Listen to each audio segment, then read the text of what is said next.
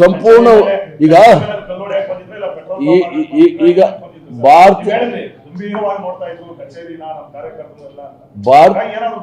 ಭಾರತೀಯ ಜನತಾ ಪಾರ್ಟಿಯ ನಾಯಕತ್ವ ಇಡೀ ದೇಶದಲ್ಲಿ ಕಾಂಗ್ರೆಸ್ ಕಚೇರಿಯ ಮುಂದೆ ಪ್ರತಿಭಟನೆ ಮಾಡಿ ಅಂತ ಹೇಳಿದ್ದಾರೆ.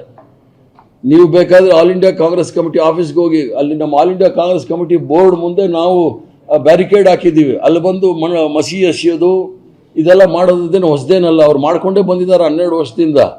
ಅವ್ರು ಯಾವ ದುರುದ್ದೇಶದಿಂದ ಕಾಂಗ್ರೆಸ್ ಕಚೇರಿಯಲ್ಲಿ ಇದೊಂದು ದೊಡ್ಡ ಕುತಂತ್ರ ಷಡ್ಯಂತ್ರ ಅಂತ ಹೇಳ್ತಾ ಇದ್ದೀನಲ್ಲ, ಕಾಂಗ್ರೆಸ್ ಕಚೇರಿಯ ಮುಂದೆ ಬಂದು ಬಸ್ನ ನಿಲ್ಲಿಸ್ಕೊಂಡು ಪ್ರತಿಭಟನೆ ಮಾಡಬೇಕಾದ್ದು ಏನು ಬಂತು?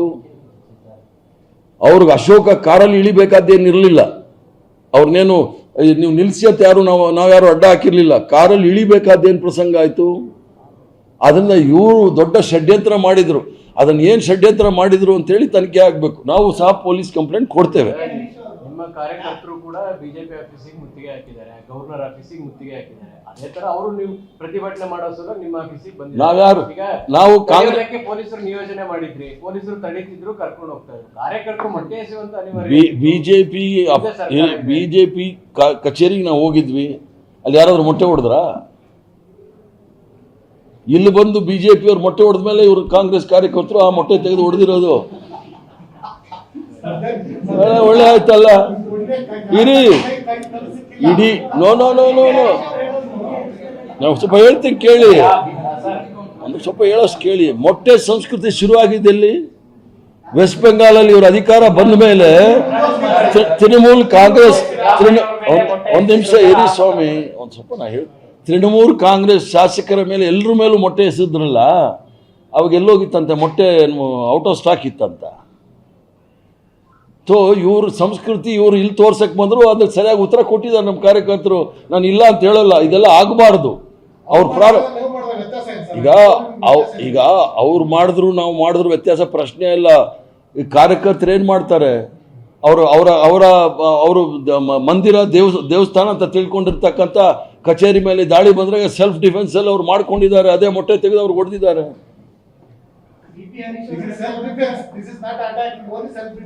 ಸೆಲ್ಫ್ ಡಿಫೆನ್ಸ್ ಅದು ಭಾರತೀಯ ಜನತಾ ಪಾರ್ಟಿಯವರು, ಅದು ಭಾರತೀಯ ಜನತಾ ಪಾರ್ಟಿಯವರು ಪಾಕಿಸ್ತಾನ ಹಿಂದೂ ಮುಸ್ಲಿಂ ಅಂತ ಹೇಳಿ ಮಾಡ್ತಾರೆ ನೋಡಿ, ಅದು ನಮ್ಮ ಕಲ್ಚರ್ ಅಲ್ಲ.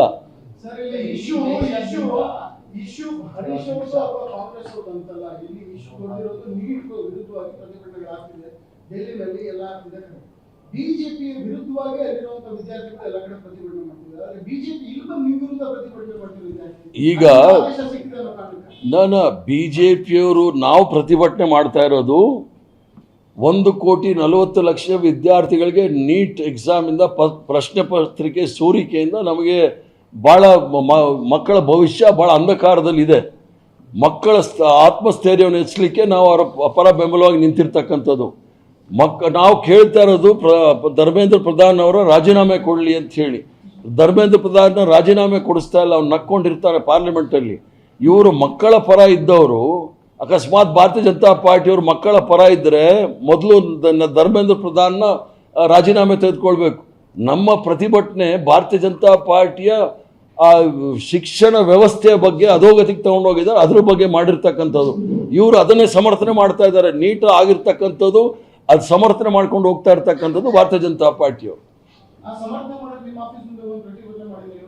ಈಗ ನಮ್ಮ ಆಫೀಸ್ ಮುಂದೆ ಅವರು ಪ್ರತಿಭಟನೆ ಮಾಡೋದು ಏನಕ್ಕೆ?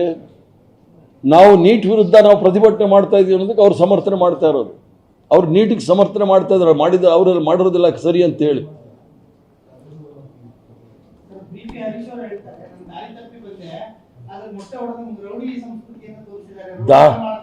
ಅದು ಅವರು ಒಬ್ಬ ಶಾಸಕನಾಗಿ ದಾರಿ ಇರಿ. ನಾವು ಆಪರೇಷನ್ ಕಮಲ್ದವರಲ್ಲ, ಬಿಜೆಪಿ ಅವ್ರನ್ನ ಕರ್ಕೊಂಬಂದು ಕಾಂಗ್ರೆಸ್ ಸೇರಿಸ್ಕೊಳ್ಳೋಕೆ. ಆಪರೇಷನ್ ದಾರಿ ತಪ್ಪಿದ ಮಗ ಅವನು ಯಾಕೆ ಆದ್ನಂತೆ, ಇಲ್ಲಿ ಯಾಕೆ ಬಂದಂತೆ? ಇಲ್ಲಿ ಬಂದಿದ್ದೇ ದೊಡ್ಡ ಷಡ್ಯಂತ್ರ. ಅದು ಅಶೋಕ್ ಹೇಳಿದ್ರಲ್ಲ, ಬಾಂಬು ಲಾಂಗು ಚಾಕು ಅದನ್ನೆಲ್ಲ ಬಹಳ ಗೋಪ್ಯವಾಗಿ ಬಂದು ಇಟ್ಟು ಹೋಗಿ ನಮ್ಮ ಮೇಲೆ ಆಪಾದನೆ ಮಾಡಕ್ ಬಂದಿರೋದು. ಅದು ಯಾರ ಕಾರಲ್ಲಿ ಇತ್ತು ಅಂತ ನಾನು ಈಗ ಹೇಳಲ್ಲ, ತನಿಖೆ ಆದ್ಮೇಲೆ ನಿಮ್ಗೆ ಹೇಳ್ತೀನಿ.